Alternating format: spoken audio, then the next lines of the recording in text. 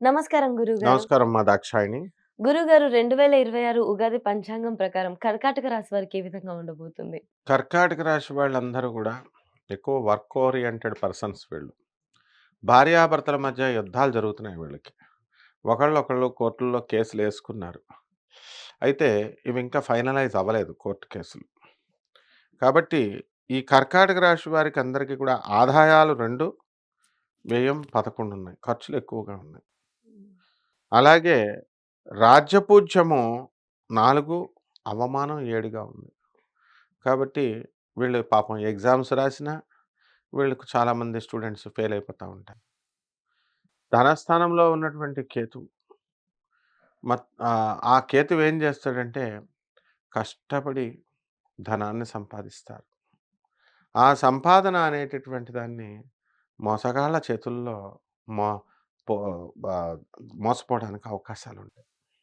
అందువలన ఇలా మోసపోకుండా వీళ్ళు చూసుకోవాలి.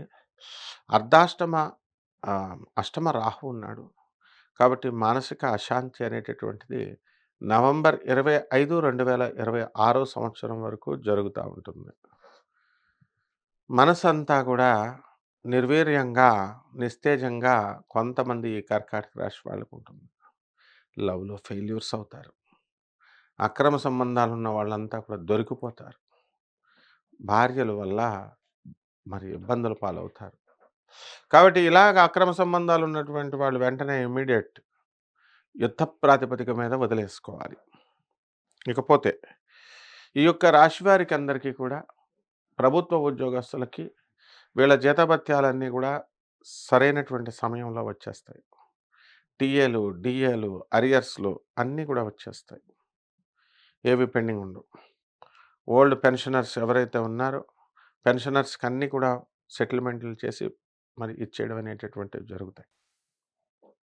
ఈ కర్కాటక రాశి వారు ప్రతి పనిని కూడా ఈ సంవత్సరం 2 సార్లు చేయాల్సి ఉంటుంది. ఈ సంవత్సరం పేరే పరాభవనామ సంవత్సరం. అందువలన స్నేహాలనేటటువంటివి ఈ యొక్క కర్కాటక రాశి వారు ఆచి తూచి చెయ్యాలి. పోయేవాడు మామూలుగా "అబ్బా! నీ కళ్ళు చాలా బాగున్నాయమ్మా. నీకు లక్ష్మీ కళ, లక్ష్మీ కళ ఉంది కళ్ళల్లో" అని పలకరించాడనుకోండి. పలకరిస్తే మామూలుగా చెప్తున్నారు కదా అని మనం పలకరిస్తాం. ఈ దోషం ఉంది, ఆ దోషం ఉంది అని ఇలాగని, అలాగని మొత్తం లాగిపడేస్తాడు. సో, ఇటువంటి మోసగాళ్ళు అంటే ఈ వృత్తిలో అని కాదు, అన్ని రకాల వృత్తుల్లో ఉన్నటువంటి వాళ్ళు మోసగాళ్ళు ఎక్కువ పరిచయం అవ్వడానికి అవకాశాలుంటాయి. కర్కాటక రాశి వాళ్ళు ఈ సంవత్సరం పని చేసుకోవాలి. భర్తలతో డైవర్సులు తీసుకోవాలనుకుంటే అదేదో సెటిల్మెంట్ చేసుకోవాలా. ఐపీఎస్ ఆళ్ళు చెప్పింది మాట వినరు. జడ్జిలు చెప్పిన మాట వినరు. పోలీస్ ఆఫీసర్ చెప్పిన మాటలు వినరు. పెద్ద మనుషులు చెప్పిన మాట వినరు. మాకే అన్నీ తెలుసని బోల్తా పడతారు. కాబట్టి యాటిట్యూడ్‌ని గనక చేంజ్ చేసుకున్నట్లయితే ఈ కర్కాటక రాశి వారికి బ్రహ్మాండంగా ఉంటుంది.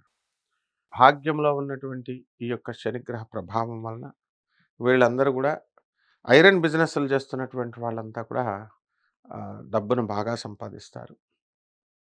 అండ్ ఈ యొక్క ఇనప ఫ్యాక్టరీస్‌లో పనిచేస్తున్నటువంటి ఎంప్లాయీస్ కూడా బాగా ప్రాస్పర్ అవ్వడానికి అవకాశాలున్నాయి.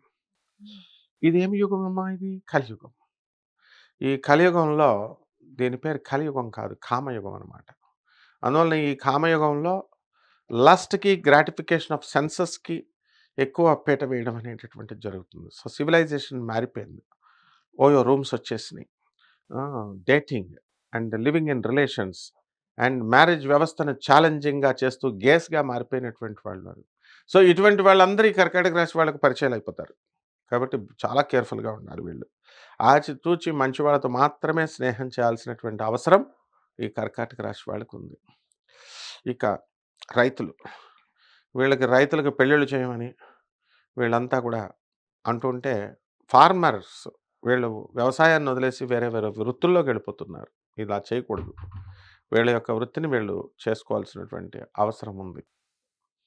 అండ్ నెక్స్ట్ పంతులు గారులు. ఎవరైతే వీళ్ళకి కూడా పిల్లల్నివ్వట్లేదని వీళ్ళు బాధపడుతూ, ఆదాయం లేదు, లేతే ప్రొఫెషన్‌లో నిలకడ లేదు అని చెప్పేసి, ఇవ్వడం లేదని చెప్పేసి వీళ్ళంతా కూడా కొంచెం నేచర్ మార్చుకున్నారు వీళ్ళు. దే బికేమ్ వెరీ క్లెవర్ అనమాట. కాబట్టి ఇటువంటి వాళ్ళకి కూడా వివాహాలవ్వడానికి అవకాశాలున్నాయి. హ్మ్. కర్కాటక రాశి వాళ్ళకి అసలే ఈ సంవత్సరంలో కేవలం ఒక మొత్తం టోటల్ ముహూర్తాలు చూసుకుంటే 10, 15 ముహూర్తాల కంటే ఎక్కువ లేవు టోటల్ పరాభవనం సంవత్సరంలో. సో, ఫంక్షన్స్ హాల్స్‌లో మొత్తం చాలా పోటీ ఉంటుంది. బంగారం రేటు చాలా అధికంగా పెంచేశారు. త సో, ఈ ఎవరు కూడా బంగారం కొనకూడదు. ఇన్వెస్ట్‌మెంట్స్ బావుంటాయని దొంగ పండితులంతా కూడా యూట్యూబుల్లో కెమెరాస్ ముందుకొచ్చి చెప్తున్నారు. 5,00,000 అయిపోతాయి, 10,00,000 అయిపోతాయని. So, these are all hopeless fellows అనమాట. ఎందుకనంటే గోల్డ్ డిమాండ్ ఎప్పుడైతే పెరుగుతుందో అలాగే స్థలాల గురించి కూడా చెప్పారు. స్థలాల గురించి చెప్పినప్పుడు ఏమవుతుంది? హ్మ్. రేట్లు స్టాగ్నెంట్ అయిపోయినాయి ఇప్పుడు. ఎవడు కొంటలేదు రియల్ ఎస్టేట్ పెంచేశారు. అలాగే పేదవాళ్ళ పిల్లలు ఏమైపోతారు? చెప్పే ముందు కామన్ సెన్స్ ఉండాలి. సో, ఇటువంటి ఇడియట్స్ అంతా గూడా ఎక్కువ మందొచ్చేస్తారు. పేదవాళ్ళకి కనీసం 2 తులాలు పెట్టవా అని అడుగుతారు. 2 తులాలు 4,00,000 ఎక్కడి నుంచి తెస్తాడు వీడు పేదవాడు పాపం. వెన్ థీస్ డబ్బున్నటువంటి వాళ్ళంతా కొనుక్కొని డిమాండ్‌ని పెంచుతుంటే what happens to the poor people? హ్మ్. సో, గోల్డ్ షాప్ వాడు బిజినెస్ కోసం ఏదైనా చేస్తాడు వాడు. సో, ఈ పంతులు గారులకుండాలి ఎథిక్స్. ఇట్లా చెప్పకూడదు అని. We should not instigate such things. So, ఆ విధంగా ఈ యొక్క కర్కాటక రాశి వాళ్ళందరూ గూడా ఇటువంటి మాయాజాలంలో చెప్పేటటువంటి భ్రమలు రాహు అష్టమంలో ఉన్నాడు. వీళ్ళు చెప్పేటటువంటి భ్రమల్లో మనం పడకూడదనమాట. తర్వాత వృత్తులు, హోల్‌సేల్ వ్యాపారాలు బావుంటాయి. ప్లాస్టిక్ షాపులు బిజినెస్‌లు బావుంటాయి. ఎలక్ట్రిక్ షాపులు చేసేటటువంటి వాళ్ళు, గార్మెంట్స్ బిజినెస్ ఇలాంటి బిజినెస్‌లు చేస్తున్నటువంటి వాళ్ళందరూ గూడా బావుంటాయి. ఎక్స్‌పోర్ట్స్, ఇంపోర్ట్స్ బిజినెస్‌లు ఇవన్నీ గూడా ఉంటాయి. అండ్ నవంబర్ 25 తర్వాత కర్కాటక రాశి వాళ్ళకి పరిస్థితులు బావుంటాయి. హ్మ్. అయితే విద్యార్థులకందరికీ కూడా స్కాలర్‌షిప్స్ రావాల్సినటువంటివి కొంచెం లేట్‌గా రావడం జరుగుతాయి. ఎగ్జామినేషన్స్ రాసేటప్పుడు చాలా జాగ్రత్తగుండాలి. వేరే వాళ్ళ కాపీ కొడితే వీళ్ళ మీద పడిపోవడానికి అవకాశాలుంటాయి. జాగ్రత్త పడాలి. చాలా జాగ్రత్త పడాలి. హుహు. సో, యాక్సిడెంట్‌లవ్వడానికి అవకాశాలుంటాయి. అలాగే కర్కాటక రాశి వారికి అష్టమ రాహు ముందు పిచ్చెక్కిపోతుంది. అష్టమ రాహు అంటే ఉన్మాదం. ఒక లవర్ హ్యాండ్ ఇస్తే పిచ్చెక్కుతుందంటే ఒక అర్థం ఉంది. పంతులు గారులు చెప్పే నకిలీ కపట బ్రాహ్మల, కపట జ్యోతిష్కుల, కపట మంత్రగాళ్ళు చెప్పే రెమెడీస్‌తో పిచ్చెక్కిపోయి ఉన్నారు జనం రాశి ఫలాలతో. సో, వీళ్ళయన్నీ లక్షలే అనమాట. లక్షల రూపాయలు. As if they are god. మేము మా పరిగణలోకొచ్చింది. మా దృష్టికొచ్చింది. ఏదో దేవుళ్ళకి పియ్యల్లాగా వీళ్ళే దేవుళ్ళలాగా. సో, ఇటువంటి వాళ్ళని దూరంగా ఉండాలి. కర్కాటక రాశి వాళ్ళు దట్ ఈస్ ద రెమెడీ. చెట్టు చుట్టూ, పుట్ట చుట్టూ తిరగడం కాదు. ఈ కర్కాటక రాశి వాళ్ళు మీ టీచర్లు 21 సంవత్సరాల పాఠాలు చెప్పిన టీచర్లే గురువులు. కాషాయ బట్టలేసుకొని నామాలు పెట్టేసుకొని నాలాగా దండలేసుకొనొచ్చేసి ఒక గంట పరిచయం అయితే వాడు గురువైపోతాడా? గురువు ఎన్నటికి కాడు. యువర్ మదర్ ఈజ్ యువర్ గురు.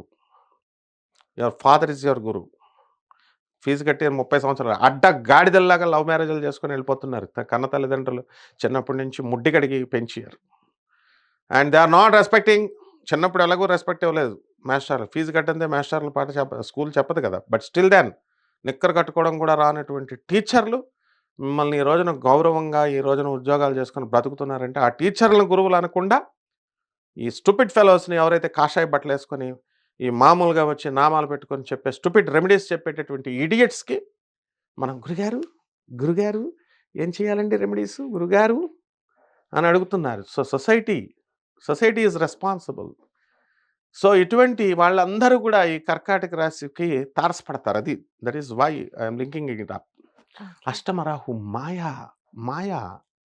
అందువలన ఈ కర్కాటక రాశి వారందరూ కూడా శత్రు పీడ అనేటటువంటిది వీళ్ళకి కొంచెం ఉంటుంది.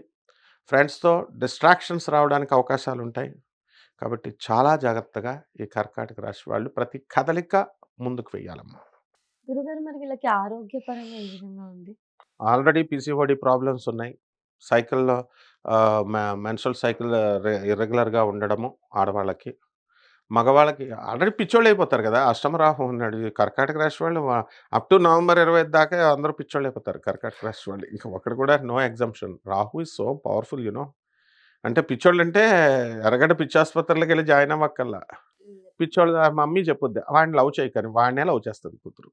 డ్యాడీ చెప్తాడు. జాగ్రత్తమ్మా అని వాడితోనే తిరుగుద్ది. మాస్టారులు చిన్నప్పుడు మాస్టారులు చెప్తారు, బా బతకరా మన స్కూలుకి పరువు తీసుకురా. నీకు పరువు తెచ్చుకో. Be proud of yourself. అంటే ఈ చెత్త పంతుల చుట్టూ మనం తిరుగుతాం. నకిలీ రెమెడీస్ చెప్పేవాళ్ళు, లక్షలు లక్షలు దొబ్బేసేవాళ్ళు చుట్టూ. ఇది చాలు. అందువలన మనము జాగ్రత్తగా ప్రతి కదలిక జాగ్రత్తగా వేసుకుంటూ ఉండాలి.